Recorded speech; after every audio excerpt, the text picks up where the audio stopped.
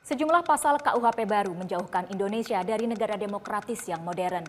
Kolaborasi sempurna para pendukung otoritarianisme Orde Baru. Saya Nana Rizky dan inilah Opini Tempo.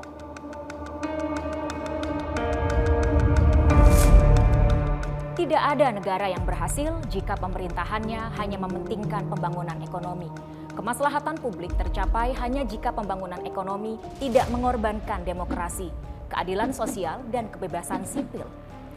Tiga hal ini yang terabaikan ketika Dewan Perwakilan Rakyat pada 6 Desember lalu mengesahkan Kitab Undang-Undang Hukum Pidana atau KUHP yang baru. Sejumlah pasal di dalam undang-undang itu membatasi banyak hak mendasar, termasuk privasi warga negara.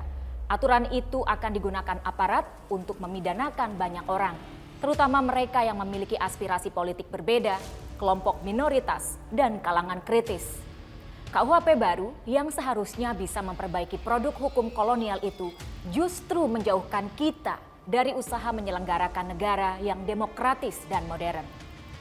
Ancaman pidana kepada pengkritik presiden mungkin akan membuat presiden termasuk Joko Widodo tenang. Mereka akan leluasa mengambil keputusan tanpa takut disalahkan masyarakat atau menimbulkan gaduh, terminologi yang akhir-akhir ini jadi lazim. Tapi praktik demokrasi yang paling primitif sekalipun mengajarkan kita bahwa setiap kebijakan pasti mengandung lancung yang hanya dapat diperbaiki lewat adu pendapat secara terbuka. Terhadap Pancasila, KUHP baru sangat defensif. Undang-undang itu memberikan sanksi pidana terhadap mereka yang menyebarkan ideologi di luar Pancasila. Boleh jadi aturan itu berangkat dari kecemasan pada paham radikal yang dituding menjadi biang kerok sejumlah kekerasan berbasis agama. Tapi tanpa memperjelas apa yang dimaksud dengan ideologi di luar Pancasila, pasal ini akan mulur mengkeret sesuai dengan kehendak hati penguasa. Marxisme, Leninisme memang secara jelas disebut sebagai ajaran yang penyebarnya dapat dihukum.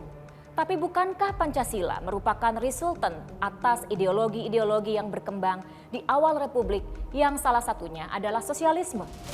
Atas dasar apa pembahasan terhadap salah satu ideologi pembentuk Pancasila dapat dihukum? Berlaku 3 tahun dari sekarang, pemerintah menyarankan mereka yang berkeberatan dapat mengajukan permohonan uji materi ke Mahkamah Konstitusi. Terdengar konstitusional, saran ini sesungguhnya merupakan laku lajak yang menyebalkan. Mahkamah Konstitusi kita tahu bukan bagian dari proses legislasi. Apalagi akhir-akhir ini independensi mahkamah kerap dipertanyakan.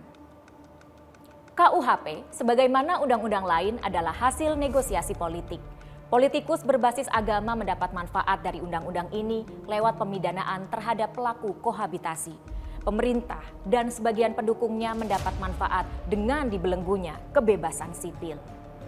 Di tempat lain, ada pula pasal-pasal yang meringankan hukuman kepada koruptor, aspirasi gila yang entah diajukan oleh siapa.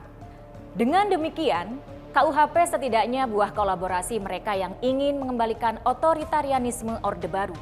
Mereka yang ingin membawa ajaran agama yang semestinya privat ke ranah publik dan pendukung korupsi.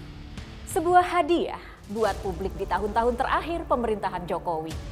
Simak opini dan liputan selengkapnya hanya di majalah.tempo.co.